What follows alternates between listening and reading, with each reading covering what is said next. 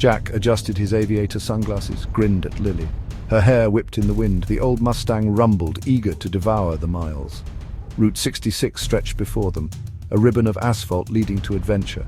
They had a map, a full tank of gas, and hearts brimming with wanderlust. "Ready for this, Lily?" Jack shouted, his voice almost drowned out by the wind and the engine's growl. Lily's smile was answer enough. They were leaving behind the city, the routine, the ordinary. This was their escape. This was freedom. Days melted into a kaleidoscope of Americana. They dined at quirky roadside diners, their walls plastered with faded photographs and license plates. They explored ghost towns, their empty streets whispering tales of booms and busts. Each stop a brushstroke on the canvas of their journey. They stood hand in hand in the painted desert, awestruck by the vibrant hues. They felt the spirits of countless travelers who had come before them, seeking adventure, seeking themselves. Route 66 was more than a road, it was a living memory. The dusk was settling as the Mustang sputtered, coughed, and rolled to a stop. Silence descended, heavy and unexpected. The only sound was the wind whistling through the deserted landscape. Lily scanned their surroundings. Nothing but scrubland as far as the eye could see. "Don't worry," Jack said, forcing a confident grin, but his voice wavered, betraying his bravado. They were stranded. The map offered little help. Then, through the gathering gloom, Lily saw it. A light, faint but unmistakable, flickered in the distance. A sign above it read, "Last stop gas." Hope, tinged with unease, flickered in their chests. The air grew colder as they approached the gas station. The wind howled through the rusted pumps, their shadows dancing menacingly in the dim light. The building itself was a skeletal silhouette against the dying light. An unsettling silence hung heavy in the air. No other cars, no sign of life. "Hello!" Jack called out, his voice echoing in the stillness. Only silence answered. The hair on the back of Lily's neck stood on end. She felt a chill that had nothing to do with the wind. Something felt wrong, deeply wrong. The silence wasn't empty, it felt thick, heavy, almost expectant. They decided to explore. As they stepped inside the gas station, the air grew thick with the smell of dust and decay. The only light came from a flickering fluorescent bulb, casting long, distorted shadows on the grimy walls. Lily shivered. She could have sworn she heard a whisper, a sigh, just beyond the edge of her hearing. "Did you hear that?" she whispered, her voice trembling. Jack shook his head. "Hear what?" "It's just the wind, Lil." But he couldn't shake the feeling that they weren't alone. The silence was broken again. This time there was no mistaking it. A voice, raspy and weak, seemed to come from the very walls themselves. "Help me." Lily didn't wait to hear more. Panic seized her. She grabbed Jack's arm, her fingers digging into his skin. "We need to leave, now!" she hissed. Jack, though skeptical, could see the genuine terror in her eyes. He didn't need further convincing. They ran back to the Mustang, their blood pounding in their ears. The engine miraculously sputtered to life on the first try. As they sped away, the gas station shrinking into the rearview mirror, Lily could have sworn she saw a figure silhouetted against the dim light, its hand raised as if in farewell or warning. They drove through the night, the silence in the car thick with unspoken fear. Each time they passed a building, a shadow, Lily flinched, expecting something. Finally, as dawn began to paint the eastern sky with hues of purple and orange, they found a motel. The familiar, brightly lit space was a haven. Over coffee, they tried to rationalize their experience. Exhaustion, they decided. The tricks a tired mind can play. But the memory of the voice, the chilling plea for help, lingered. They couldn't shake off the feeling that the gas station held secrets, dark and forgotten. Later that day, at a bustling diner further down the road, they overheard a conversation. Locals, huddled over mugs of coffee, were swapping stories, legends, whispered tales of Route 66. Lily and Jack listened, their blood running cold. "They say it's the ghost of a mechanic," one voice said, low and conspiratorial. "Trapped there after a storm, left to die. Some say he's looking for someone to help him finish a repair," another voice chimed in. "A final task before he can find peace."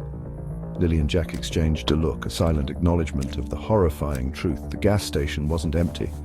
It was a prison, a purgatory for a soul lost and searching.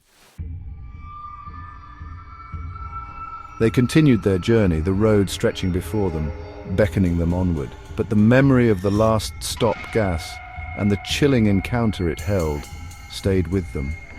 They carried it with them, a haunting reminder that some places hold secrets best left undisturbed. The open road still called, promising adventure and freedom, but it also whispered of the mysteries that lurk beneath the surface, of the ghosts that walk among us, seeking solace, seeking escape, seeking, perhaps, a final act of kindness. Michael Randall dealt in disappearances. Not the kind that made the evening news, full of messy family dramas and suspected foul play. No, Michael sought out the ones that left no trace, the ones whispered in hushed tones. Those whispers led him to the dusty back roads of Route 66, to a forgotten gas station with a name that sent chills down your spine. The Last Stop. The Last Stop had seen its share of travelers over the years, but none who stayed long. Now it stood silent, a skeletal monument against the unforgiving desert sky. Michael had come seeking answers he hoped to find in the story of Jake and Emily, a couple who had vanished from that very spot. Michael had heard their story, a chilling account of a wrong turn and a night spent trapped within the station's darkened interior. They spoke of strange lights, disembodied voices, and a feeling of being watched. Most dismissed it as a creepy encounter, a story to tell around a campfire. But Michael knew better. He knew the truth was always stranger than fiction.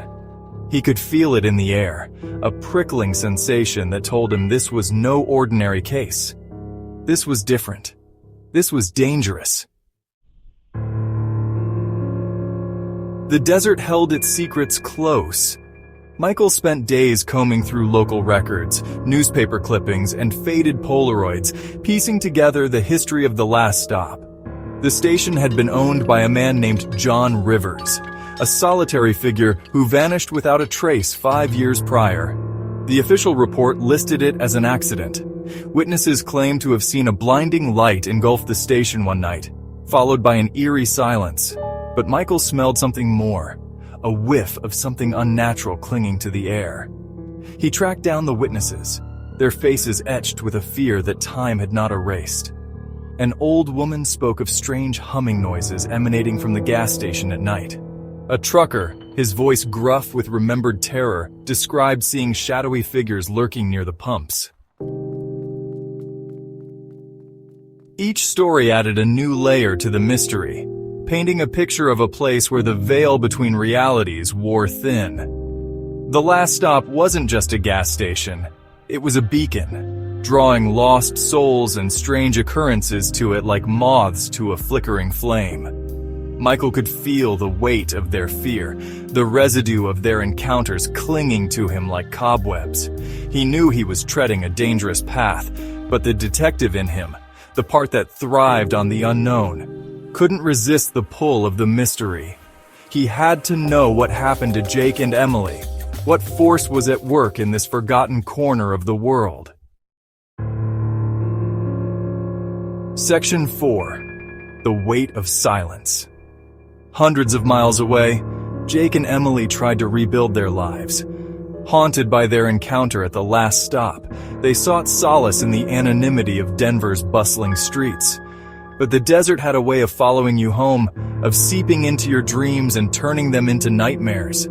The strange occurrences started subtly at first, whispers in the dead of night, objects moving on their own, a feeling of unease that permeated their small apartment. Then came the dreams, vivid and terrifying, of endless corridors and cold, watchful eyes. They tried to ignore it, to convince themselves it was all in their heads. But deep down, they knew the truth. The Last Stop wasn't finished with them, not yet. Section 5. A Glimmer of Hope in the Mile High City. News of Jake and Emily's unsettling experiences reached Michael.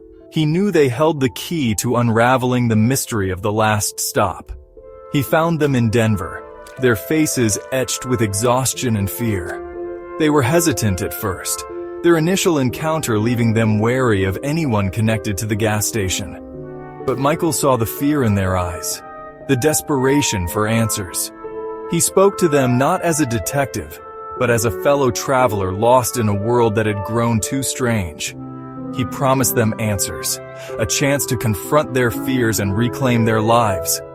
With a mix of trepidation and a flicker of hope, they agreed to return to the last stop.